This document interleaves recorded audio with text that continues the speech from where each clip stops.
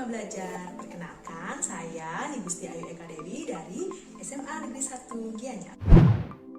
Nah, dalam video kali ini kita akan membahas tentang penyetaraan reaksi redoks.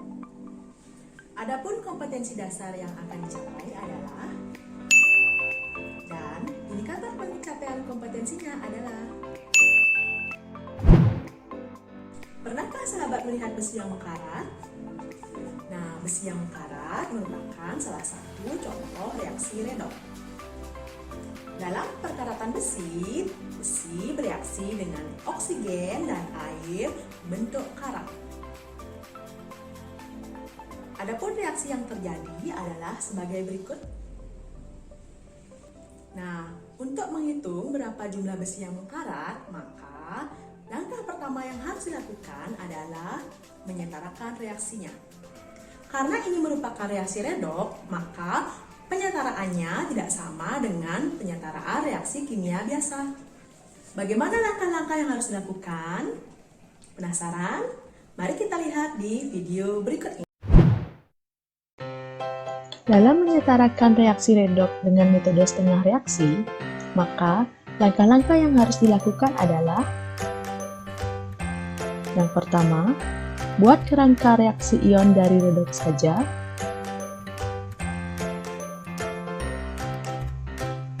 Kedua, bagi reaksi redoks menjadi dua bagian, setengah untuk reaksi reduksi dan setengah untuk reaksi oksidasi. Ketiga, samakan jumlah atom kiri dan kanan untuk reaksi redoks saja.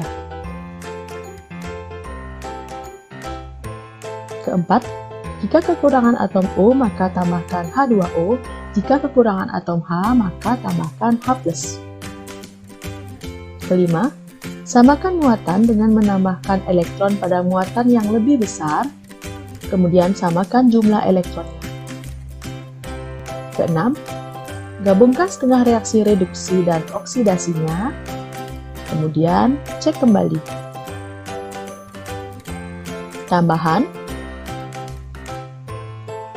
jika suasananya basah, maka ubah kelebihan H+ dengan menambahkan ion OH- pada kiri dan kanan reaksi.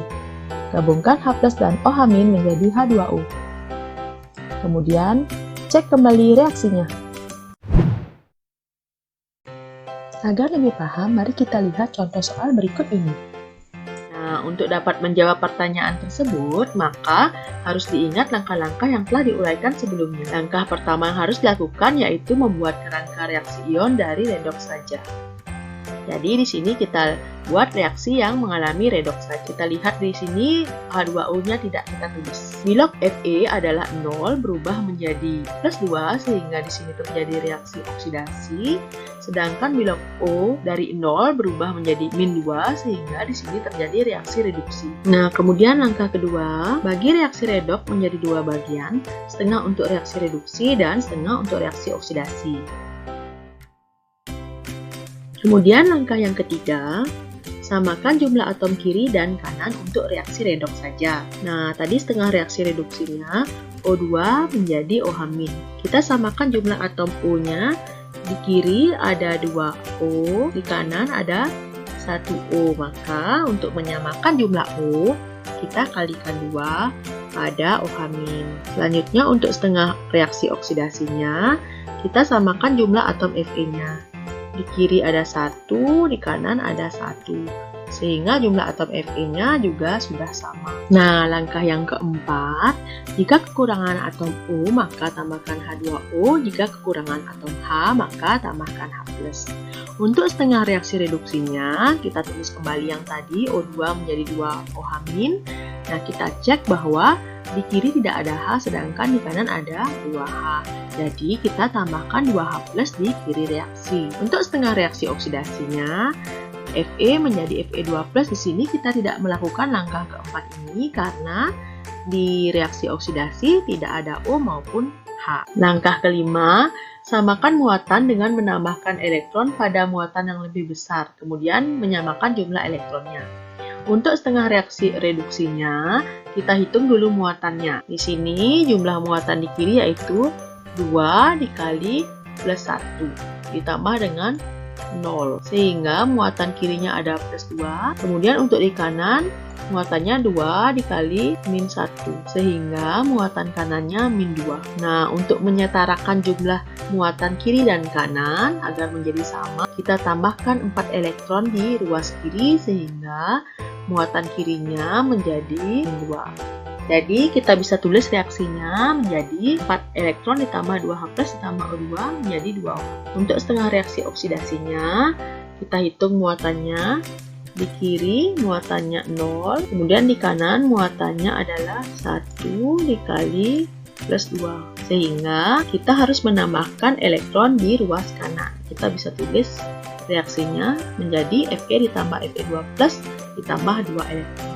Kemudian kita samakan jumlah elektronnya. Nah, kita peroleh bahwa di setengah reaksi reduksi kita peroleh di sini ada 4 elektron, sedangkan di oksidasi ada 2 elektron.